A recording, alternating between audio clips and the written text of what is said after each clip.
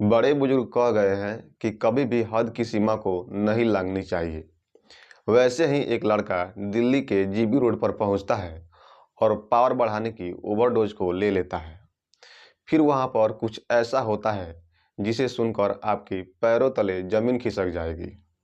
तो नमस्कार, मैं हृदय प्रताप यादव, आपका हमारे इस चैनल में बहुत बहुत स्वागत है। ये जो घटना है दिल्ली के जीबी रोड की है। एक लड़का होता है जिसका नाम अरुण होता है। वह बिहार का रहने वाला होता है। उसके घर की आर्थिक हालात कुछ ठीक नहीं थे। वह अपने माता पिता के लिए पैसे कमाना चाहता था। उसकी उम्र 18 वर्ष थी। फिर भी वह शहर जाने को तैयार था कि मुझे पैसे कमाने हैं और अपने घर की स्थिति को सही करना है। तो वह अपने दोस्त से कहता है कि दोस्त, मैं शहर जाकर कुछ पैसे कमाना चाहता हूँ। तो उसका दोस्त जो होता है, अरुण का दोस्त, वह कहता है कि मेरा एक दोस्त है दिल्ली में जो मोबाइल का दुकान खोला हुआ है। उसे एक लड़के की आवश्यकता है, तो तुम वहां जाकर रह सकते हो। अरुण जो होता है अब तैयार हो जाता है और कहता है कि ठीक है, मैं जाने के लिए तैयार हूँ। बस वो मुझे पैसे दे दे और मेरे रहने खाने का वो सही से ख्याल रख ले। जो उसका दोस्त होता है अरुण का, वह कहता है कि ठीक है, तुम तैयार हो जाओ जाने के लिए, मैं उससे बात कर लूँगा। फिर अगले 2 दिन बाद अरुण उस दोस्त से मिलता है और कहता है कि मैं यहाँ से कब निकलूँ, मुझे पैसों की सख्त ज़रूरत है। तो उसका दोस्त जो होता है अरुण का, वह कहता है कि ठीक है, तुम कल के कल निकलो, मेरी उससे बात हो चुकी है। वो तुम्हें दिल्ली रेलवे स्टेशन लेने के लिए पहुँच जाएगा। अरुण का दोस्त जो होता है उसका नंबर ले लेता है। जो अरुण के जो दोस्त का जो दोस्त था, उसका नाम सुनील था। वह दिल्ली में मोबाइल का दुकान खोला हुआ था। नई नई ओपनिंग किया हुआ था, तो उसे एक लड़के की आवश्यकता थी। अब अरुण अगले ही दिन दिल्ली के लिए रवाना हो जाता है। वह दिल्ली पहुंचकर सुनील के पास कॉल करता है और सुनील उसे स्टेशन लेने के लिए पहुंच जाता है। अब अरुण सुनील के साथ रूम पर आता है और वह सुनील से पूछता है कि मेरा रूम कहाँ है, मेरे रहने का खाने का व्यवस्था कहाँ किए हो। सुनील कहता है कि यही निचले फ्लोर पे तुम रह जाना और खाना पीना मैं तुम्हारा भी बना दिया करूँगा। इसके बाद अरुण अपने रूम पर चला जाता है और अगले 2 दिनों तक वह आराम करता है। 2 दिनों तक आराम करने के बाद वह तीसरे दिन अपने काम पर दुकान पर पहुंच जाता है और वह अपनी ड्यूटी करने लगता है। धीरे धीरे समय गुजरने लगता है। करीब 6 महीने गुजर चुके थे। अब अरुण जितने भी पैसे कमाता, वह हर महीने अपने माता पिता के पास भेज दिया करता, जिससे उसके घर की आर्थिक स्थिति अब ठीक होने लगी थी। अब अरुण का भी दिल्ली में मन लग चुका था और वह दुकान पर, मोबाइल के दुकान पर अच्छे खासे कस्टमर को डील कर लिया करता था। धीरे धीरे समय बीत रहा था। ऐसे ही वहाँ के जो लोकल लड़के थे, वो उसके पास कभी मोबाइल रिचार्ज वगैरह के लिए आते रहते थे। तो उनसे भी अरुण का अच्छा खासा दोस्ती हो चुका था। तो सभी दोस्त कभी कभी दुकान पर आते और आपस में बातें कर किया करते कि जीबी रोड पर ऐसा होता है, वैसा होता है। तो अरुण जो था वह भी सोचता रहता कि आखिर जीबी रोड पर जो इतनी महिलाएं होती हैं, वो क्या करती हैं, वो क्यों खड़ा रहती हैं। मुझे भी कभी जाकर वहाँ पे ऐसे ही देखनी चाहिए। अरुण सोचता है कि जिस दिन छुट्टी रहेगी उस दिन वह जीबी रोड पर चला जाएगा। वह तैयार ही था कि उसका एक दोस्त आता है जो वहीं लोकल का रहने वाला था।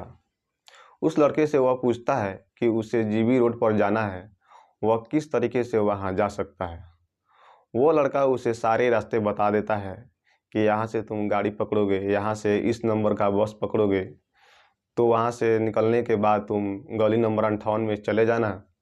फिर तुम्हें वहाँ पे बहुत सारी खूबसूरत महिलाएं मिलेंगी। तुम्हें जो भी पसंद हो, तुम वो सारी चीज़ें उनके साथ कर सकते हो जो तुम्हारी इच्छा हो।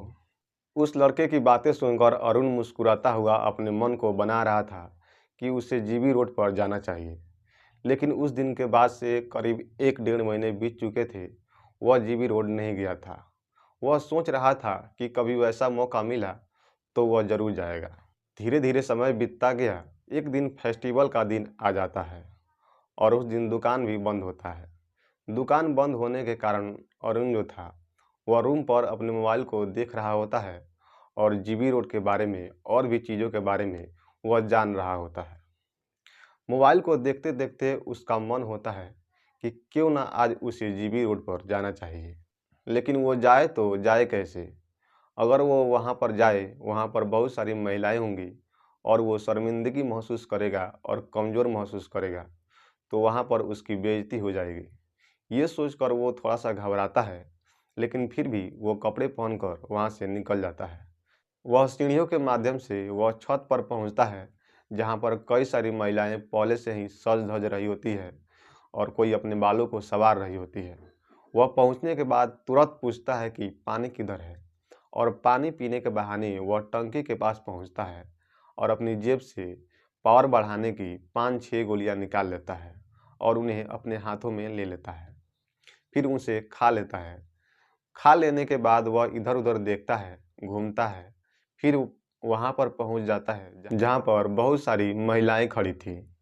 वहाँ पर वो कई सारी महिलाओं से बात करता है और बात करके एक महिला से तय करता है और सीधा उसे रूम में लेकर चला जाता है और दोनों मिलकर संबंध बनाना शुरू कर देते हैं। 10 से 15 मिनट ही हुए होंगे कि अचानक उसके मुंह से झाग निकलना शुरू हो जाता है और उसकी दिल की धड़कनें जो थी वह तेजी से धड़कना शुरू कर देती है। उसका शरीर जो था अब कांपने लगता है। अब वो लड़का अरुण भी सोचता है कि अचानक उसके साथ ये क्या हो रहा है। उसके साथ जो अंदर महिला थी वो भी अब घबरा जाती है कि अचानक इस लड़के को ये क्या हो गया है, इसके साथ ये मिर्गी की तरह क्यों हो रहा है। ये सोचकर वो महिला चिल्लाते हुए रूम से बाहर निकल जाती है और बाहर आकर सभी को बताती है कि उस लड़के के साथ अचानक क्या हो गया है कि उसके मुंह से झाग निकल रहा है और उसका शरीर भी पूरा कांप रहा है। अब वहाँ पर कई सारी महिलाएं जो थी, कई सारे पुरुष भी थे जो अंदर जाकर देखते हैं तो अरुण जो था लड़का वो बेड पर पड़ा हुआ था और सच में उसके मुंह से झाग निकल रहा था और उसका शरीर भी कांप रहा था। वहाँ पर कोई भी महिला उससे सट नहीं रही थी या फिर कोई भी पुरुष उसकी मदद के लिए आगे नहीं बढ़ रहा था। तभी वहीं के बीच से एक शिल्पा नाम की लड़की निकलती है और अरुण के पास पहुंचती है। फिर बाहर निकलकर वो एम्बुलेंस के पास कॉल करती है। एम्बुलेंस वहां पर पहुंचती है और फिर उस लड़के को एम्बुलेंस में लोड कर दिया जाता है और एम्बुलेंस हॉस्पिटल के लिए निकल जाती है। एम्बुलेंस को हॉस्पिटल पहुंचते पहुंचते अरुण जो था वो इस दुनिया को छोड़कर चला जा चुका था। जब एम्बुलेंस हॉस्पिटल पहुंचती है तो डॉक्टर जब उसकी जांच करते हैं तो पता चलता है कि पावर बढ़ाने की ओवरडोज लेने के कारण इस लड़के की मृत्यु हो चुकी है। फिर पुलिस उसके जेब में हाथ डालती है। उसके जेब से एक पर्स मिलता है। पर्स में जितने भी आईडी प्रूफ वगैरह थे, एक नंबर भी मिलता है। उस नंबर पर कॉल लगाया जाता है। पुलिस कॉल लगाती है तो सुनील कॉल उठाता है। तो सुनील से बात हो जाती है। तो सुनील बताता है कि हाँ ये लड़का यहाँ का है और पुलिस भी बताती है कि ये लड़का यहाँ का रहने वाला है। तो अब उस लड़के के माता पिता को दिल्ली बुलाया जाता है और उस लड़के अरुण की बॉडी उसके माता पिता को सौंप दी जाती है। फिर उसके माता पिता रोते हुए उसका अंतिम संस्कार करते हैं और अंतिम संस्कार करने के बाद वो सीधा अपने गांव वापस आ जाते हैं। सो दोस्तों, आपको इस घटना में किसकी गलती लगती है? पावर बढ़ाने वाली दवाई जो कि कंपनी बनाती है उसकी गलती है या फिर उस लड़के अरुण की गलती है जो उस दवा को ओवरडोज ले लिया, मात्रा से ज़्यादा ले लिया, या फिर उस लड़के की जो दिल्ली में अरुण का दोस्त होता है जो उसे जीबी रोड के बारे में सारी चीज़ों के बारे में बताया था? आखिर किसकी गलती है? आप कमेंट बॉक्स में अपनी राय ज़रूर दीजिएगा और उस लड़के के माता पिता के लिए दुआ कीजिएगा कि उनकी बाकी की ज़िंदगी अच्छे से गुजर जाए। फिर मिलते हैं अगले वीडियो में, तब तक के लिए धन्यवाद। जय हिंद दोस्तों।